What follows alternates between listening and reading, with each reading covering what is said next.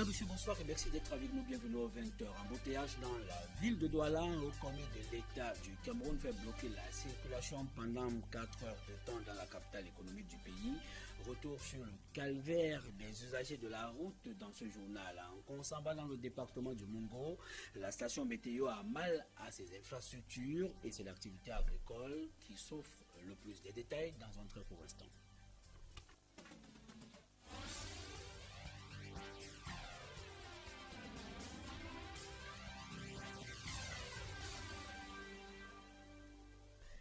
L'économie camerounaise est restée plombée pendant environ 4 heures de temps ce vendredi à Douala et pour cause, la pénétrante Est est restée bloquée par la police pendant de longues heures pour apprendre permettre le passage du cortège d'un haut commis de l'État camerounais.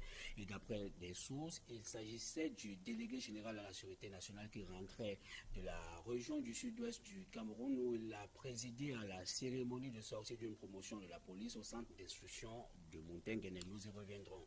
Situation presque similaire à Yaoundé où de nombreux chantiers en cours imposent aux automobilistes d'emprunter des routes secondaires. Malheureusement, ces routes secondaires sont dans un état de délabrement très avancé et en rajoutent au quotidien déjà très difficile des usagers. Les détails dans ce reportage de Marcelin Gansop. Ça bouge de tous les côtés dans les arrondissements de Yaoundé 3 et Yaoundé 6. Plusieurs chantiers routiers sont en cours d'exécution. Ils concernent la construction ou la réhabilitation de certaines routes dont le parcours était devenu un véritable calvaire.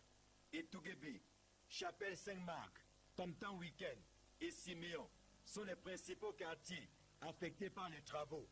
Des chantiers dont l'exécution ne se passe pas sans quelques désagréments. Bon, le problème, c'est qu'ils devaient normalement laisser ouvert ici pour au moins se laisser passer les motos. Tout cela, on souffre beaucoup et les pistes qu'on emprunte sont vraiment enclavées, il n'y a pas moyen. Puisque comme c'est barré là, on souffre beaucoup et nous sommes obligés d'emprunter maintenant la moto et ce n'est pas facile. Ça pénalise beaucoup, mais on est obligé d'accepter ces sacrifices-là. Dans l'arrondissement de Yaoundé 6, l'autorité administrative a dû s'impliquer pour réguler la circulation et ainsi limiter les désagréments. Il faut dire qu'à ce niveau, nous avons mis une stratégie sur pied pour rétablir la fluidité, notamment en renforçant les effectifs des éléments de la police et en procédant au dégagement de l'artère principale qui reste presque la seule qui est aujourd'hui fréquentée dans notre arrondissement. Heureusement, après la pluie, viendra le beau temps, à savoir la fin des travaux, un moment que les populations attendent avec impatience. Comme c'est un début, nous avons dit que ça va faire 4 mois, on attend qu'ils respectent au moins les délais. Là, on sera vraiment satisfait du chantier. Que ça aille vite pour nous libérer aussi.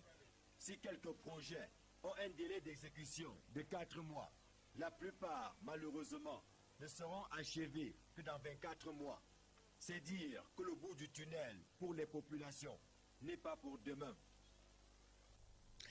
Manifestement, la voirie urbaine est en ébullition dans la capitale politique du Cameroun. Plusieurs chantiers sont en cours d'exécution avec comme impact d'interminables embouteillages.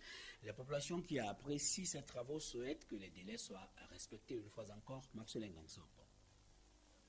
Il est 17h dans la capitale. Nous sommes sur l'une des principales routes secondaires du lieu dit Biémassi-Acacia. C'est l'heure de pointe, comme ça se dit dans le jargon des conducteurs de taxi. C'est à cette heure-ci qu'on peut mesurer valablement le taux de fréquentation des routes dites secondaires, comme en témoigne cette file interminable de véhicules. Cette route est censée désengorger le carrefour Acacia, l'un des plus embouteillés de la capitale. Seulement, son état de dégradation laisse complètement à désirer. Il y a des amortisseurs qui pètent parce qu'il y a tellement de trous là. Je ne dirais même pas les nids de poules, c'est des nids d'éléphants. Bon, vous voyez, on consomme plus en carburant. Puis il me faut, vous voyez, je devais monter, prendre une ligne droite.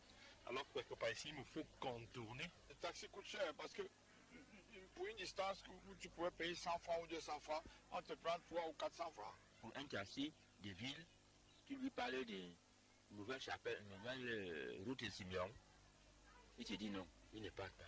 Pourtant, cette route secondaire, comme de nombreux autres dans la ville, sont très sollicités notamment entre 6h30 et 9h en matinée, et puis entre 17h et 20h en soirée.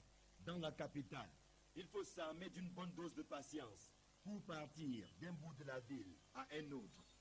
La voirie ne dégage pas un visage reluisant et les espoirs des usagers reposent désormais sur les nombreuses plaques de travaux visibles ça et là. Dans les zones de Siméon, Tam-Tam Week-end et Maison Blanche, pour ne citer que ces quelques exemples, c'est dans 2 ans que la situation actuelle va connaître une amélioration. Retour sur ce reportage dans la ville de Douala, embouteillage dans la capitale économique du Cameroun. Au commis de l'État fait bloquer la circulation pendant au moins 4 heures de temps dans cette partie du pays. Retour sur le calvaire des usagers ce vendredi. C'est un reportage de Flore Tanko-Bensi. Un axe routier plus calme que l'eau de rivière. Nous sommes à la pénétrante est de la ville de Douala, capitale économique du Cameroun. Ce vendredi, les véhicules sont restés garés dans les champs durant de longues heures. Ces derniers sont immobilisés contre leur gré par les éléments de la police.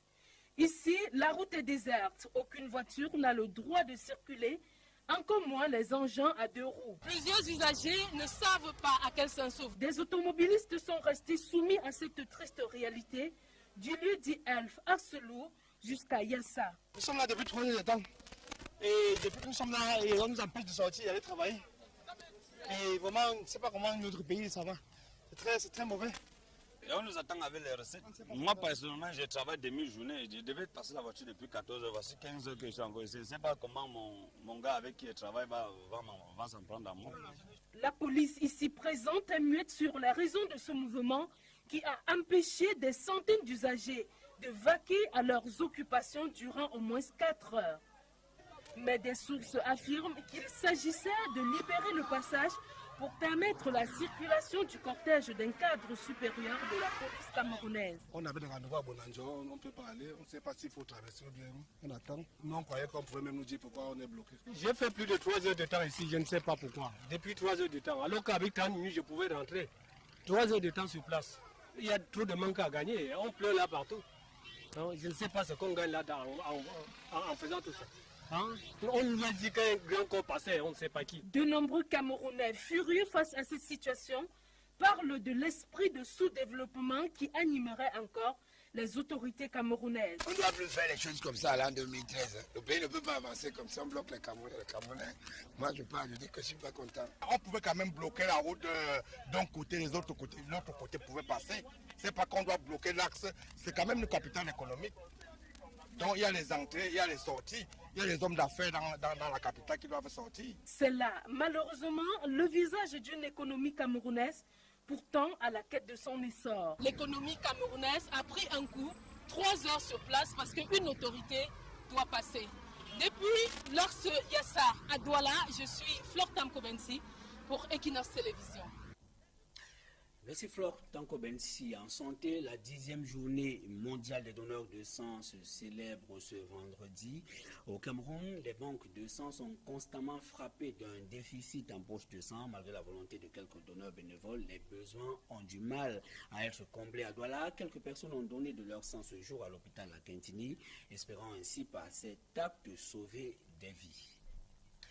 Décidément, il y a péril en la demeure. Plusieurs Camerounais développent des astuces pour, disent-ils, prévenir l'anémie. Entre autres méthodes, il y a la consommation du jus pressé des plantes médicinales.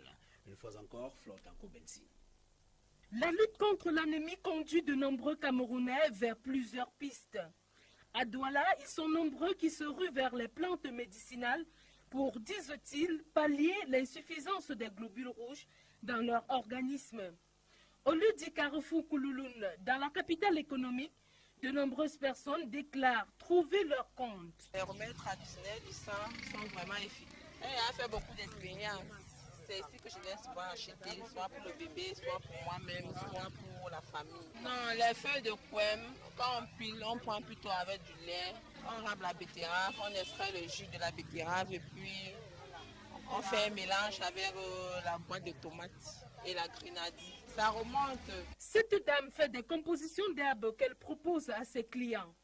Pour elle, il n'y a aucun doute, la consommation des jus issus des plantes médicinales produit du sang dans l'organisme. Quand on veut composer pour le sang, on prend les feuilles ici, on pèse. On pèse dans l'eau propre. Et quand la personne veut boire, on mélange avec le lait. Ça donne le sang. Parce que quand quelqu'un est fatigué, il prend ça 2 jours, c'est le sang que ça a donné ça, il se fait monter. Vu l'ampleur que la consommation des plantes comme fortifiant sanguin prend dans l'habitude des Camerounais, des médecins soutiennent qu'il est temps que la médecine conventionnelle fasse une recherche approfondie sur ces plantes.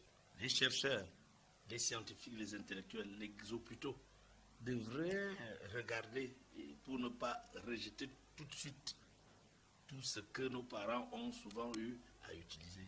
Pour qu'enfin, peut-être, s'il y a des substances bénéfiques, que la population en bénéficie.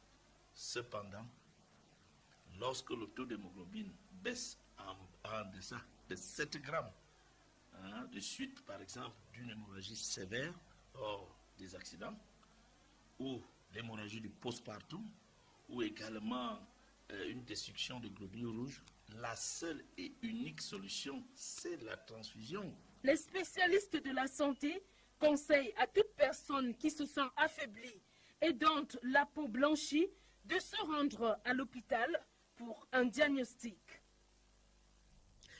Et c'est un constat, le groupe sanguin reste un véritable mythe pour beaucoup de Camerounais qui ne font pas la distinction entre le groupe sanguin et résus sanguin, une nuance qui interpelle des experts. Yannick Mbazo.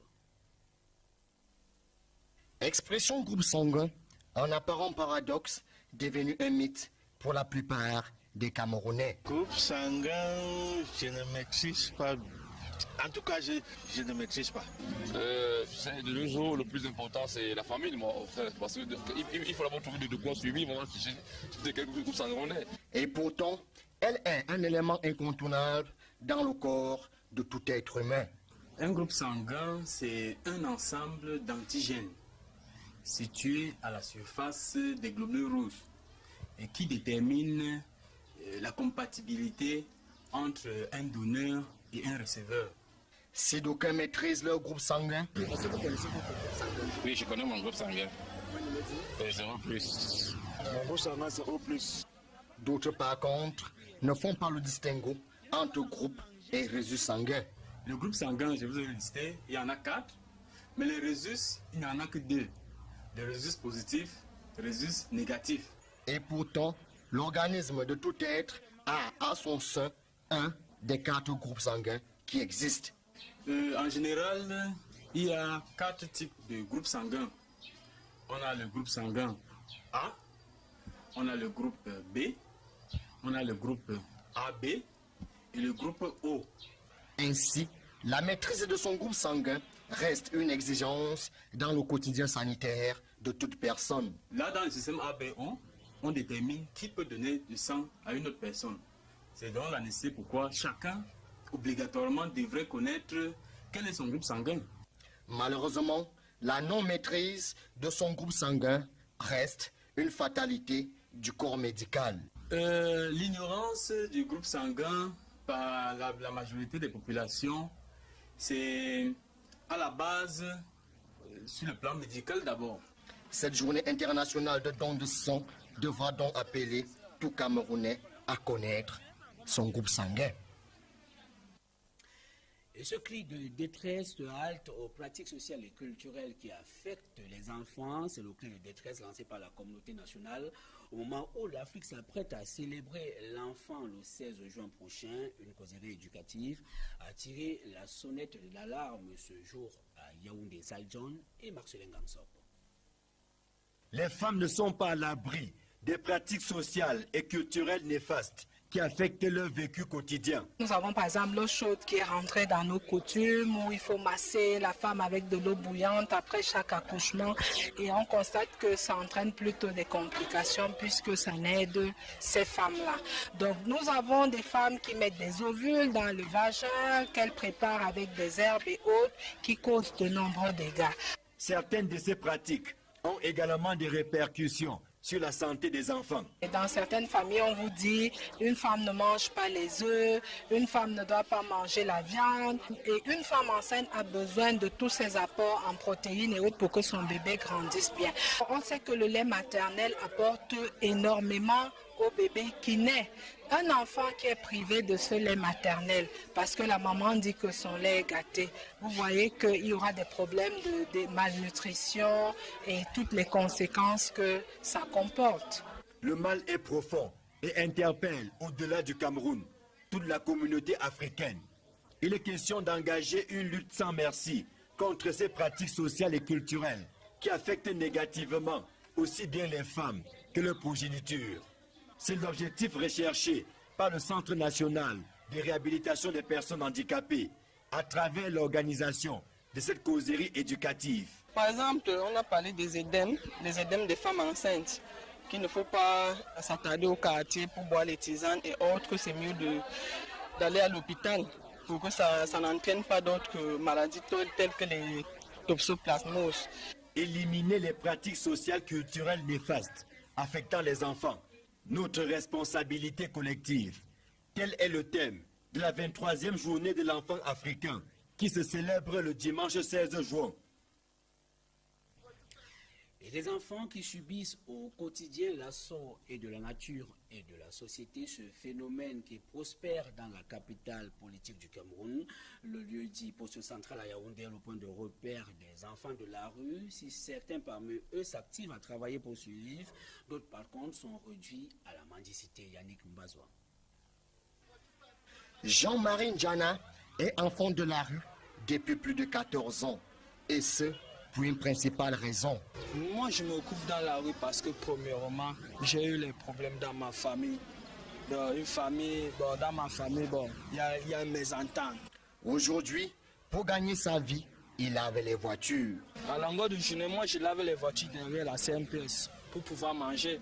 Parce que, on ne va pas quoi faire. Comme lui, ils sont nombreux, enfants de la rue, qui ont pris d'assaut les artères de la cité capitale.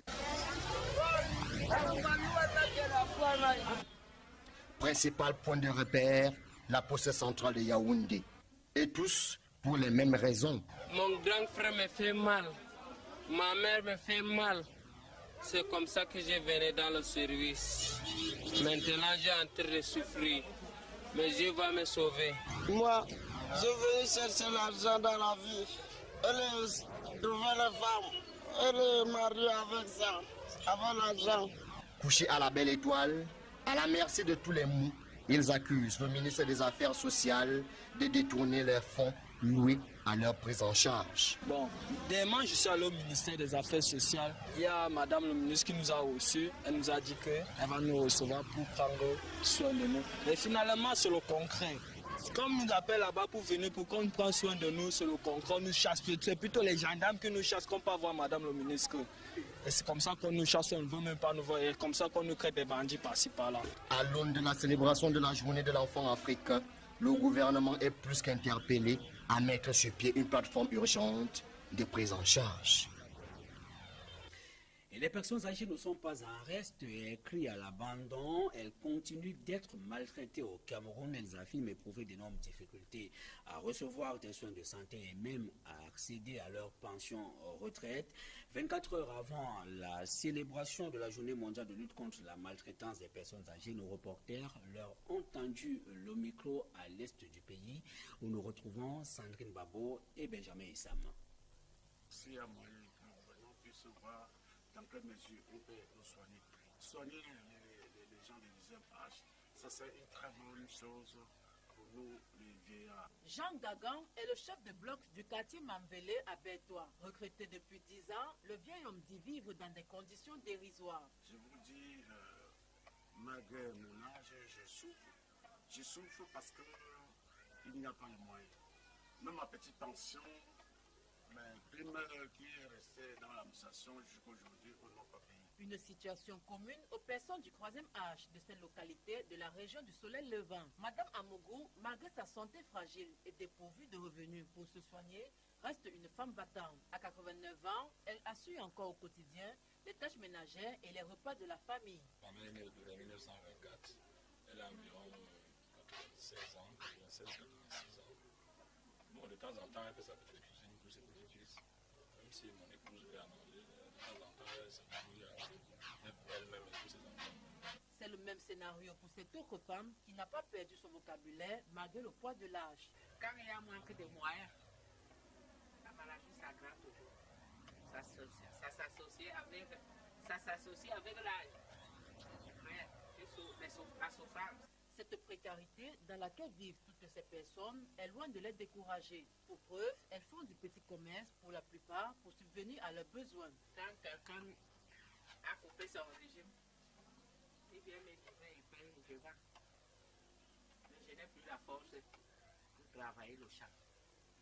Le jour que j'ai la force, le jour que je n'ai pas de force même, parfois même je n'ai même pas cette nourriture-là pour préparer. Par ailleurs, elle regrette le regard que portent les autres sur les vieillards. À la délégation régionale des affaires sociales pour l'Est, bien qu'il existe un service réservé à cette catégorie de personnes, aucune assistance ne leur est apportée. Bien plus, pas de structure ou maison d'accueil n'est construite. Jusqu'ici, chacun se débrouille encore comme il peut pour se prendre en charge. Et la filière porcine se porte mal dans le département du Mungo. Des éleveurs crient leur mal-être. Les infortunés affirment être confrontés à la cherté des engrais et même des pesticides, ce qui freine considérablement l'essor de ce secteur d'activité dans cette partie du pays où nous retrouvons Cyril Djemba et Julien Gué. Les éleveurs de porcs de la ville de Nkonsamba se plaignent de leurs conditions de travail. Ici, ils ont choisi d'élever les porcs de race améliorée et cela exige un traitement et un suivi particulier. Ces éleveurs n'ont pas toujours les moyens de subvenir à ces besoins. On n'a pas d'abattoir moderne dans la ville de Nkonsamba. On a même pensé qu'on pouvait ici faire une boucherie moderne de porcs. Mais c'est encore difficile. Et nous savons tous que la protéine animale, la viande de porc, ce sont des choses que les enfants vont manger. C'est nécessaire pour leur croissance et nécessaire aussi pour leur développement. Réunis en association, ils ne parviennent pas à trouver le matériel nécessaire pour l'hygiène et l'entretien des porcs. Parce que l'entretien est vraiment très fort. Il faut beaucoup entretenir les loges avec des méthodes d'hygiène appropriées, des désinfectants agréés. Généralement, le kilo de maïs, nous l'avons au Cameroun à des fois qui varient entre 200 francs et 250. Et c'est énorme pour la production. On ne saurait prendre le maïs que nous-mêmes nous consommons pour donner aux animaux quand nous-mêmes nous ne mangeons pas suffisamment. Dans le Mungo, la viande porcine est une denrée très prisée. Mais la production fait face à la peste porcine qui parfois décime ces animaux. Les éleveurs souhaitent voir les services d'inspection sanitaire faire la ronde pour s'assurer de la qualité de la viande abattue. Et toujours dans cette partie du pays, en Nkonsamba, la station météorologique a mal à ses infrastructures. La vétusté du matériel plombe considérablement le travail de collecte important dans les prévisions météo, surtout dans cette partie du pays essentiellement agricole. Etienne Pascal Azeguet. Cette hélice qui tourne dans la direction du vent donne l'impression, vue de l'extérieur, de la bonne santé de la station météorologique de Nkonsamba. Une impression qui se dissipe une fois à l'intérieur du bâtiment avec ce matériel qui date de l'époque de Mathusalem. Les appareils de relevé des données ne sont plus que l'ombre d'eux-mêmes, preuve que la station météorologique a pris des rides depuis sa création en 1945. Les équipements ont pris des dangers, ça il faut le savoir. Les équipements ont vieilli, mais déjà le ministre des Transports, le professeur Lebin, a décidé de remettre cette station en marche. On espère qu'avec les moyens prévus à cet effet, on pourrait équiper Nkonsamba. Il est urgent que les pouvoirs publics passent de la parole à l'acte pour réhabiliter cette station qui joue un rôle primordial dans la prévision des changements climatiques. Le département du Mungo étant une zone essentiellement agricole. Les données relevées ici ont une influence dans la saison de semences et même de récolte. On relève les phénomènes comme la pluie, la brume, tout ça, là on relève la hauteur d'eau. Ça, c'est très bien pour le climat de Nkonsamba. On ne peut pas planter sans météo. On ne peut pas investir sans météo. Donc la météo a un rôle important, un rôle fondamental de ce pays. Le diagnostic de la station établi par son chef est exhaustif et même inquiétant. Si on pouvait remplacer les appareils comme anémomètre, héliographe, il y a baromètre, barographe et le thermomètre maxi. Si on pouvait remplacer tous ces appareils, je pourrais mieux travailler. Il faut ajouter à ce problème de matériel défectueux celui de l'effectif, car le personnel de la station météorologique de Nkomsamba s'est réduit à son chef. Et du sport football pour refermer ce journal, 5e journée des éliminatoires de la Coupe du Monde 2014. Les Lions indomptables affrontent les Simba de la République démocratique du Congo dimanche prochain à Kinshasa. Volker Fink, le sélectionneur de l'équipe fanion du Cameroun et ses poulains auront fort à faire pour gagner devant un groupe de joueurs locaux évoluant ensemble depuis plusieurs années. Présentation des Simba de la RDC, c'est avec Jean-Paul Chouniat. Robert Kidiaba qui reçoit quelques consignes là de la... Les Simba de la République démocratique du Congo sont présentés comme un groupe très solide et très difficile à manœuvrer. Les Lions indomptables vont en faire une expérience de plus à cette 5e journée des éliminatoires de la Coupe du Monde 2014, ce dimanche au stade des Martyrs de Kinshasa.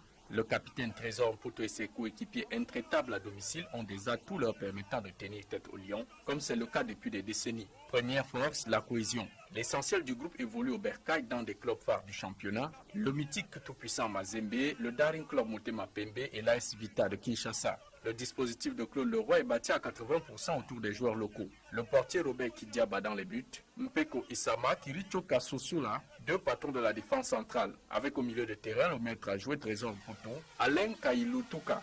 Avec au moins 7 joueurs locaux titulaires, les professionnels Cédric Mungongu déviant Tonon Gaillard et Dieu merci Mbokani tiennent la ligne d'attaque. Le match de dimanche sera aussi un duel à partie des bancs techniques. L'inexpérimenté Volker Fink face à un Claude-Marie Leroy, vieux routinier du football africain. Noté 0/20 contre le Togo, l'Allemand Volker Fink aura-t-il les plans nécessaires et des joueurs capables de battre la RDC dans un stade des Martyrs qui réussit très peu aux Lions? Sur les 8 dernières confrontations à Kinshasa, les Lions se sont imposés 2 fois, dont le 3-2 du 7 octobre 2011 en éliminatoire de la CAN 2012. Cette rencontre se jouera surtout dans une ambiance de revanche, les Congolais ayant perdu à l'aller 0-1 face aux Lions indomptables. Voilà, c'est tout pour ce journal, madame, monsieur, au nom de toute l'équipe. Merci de l'avoir suivi. Excellent week-end en compagnie de nos programmes. Je vous retrouve lundi prochain lorsqu'il sera à 20h. Inch'Allah.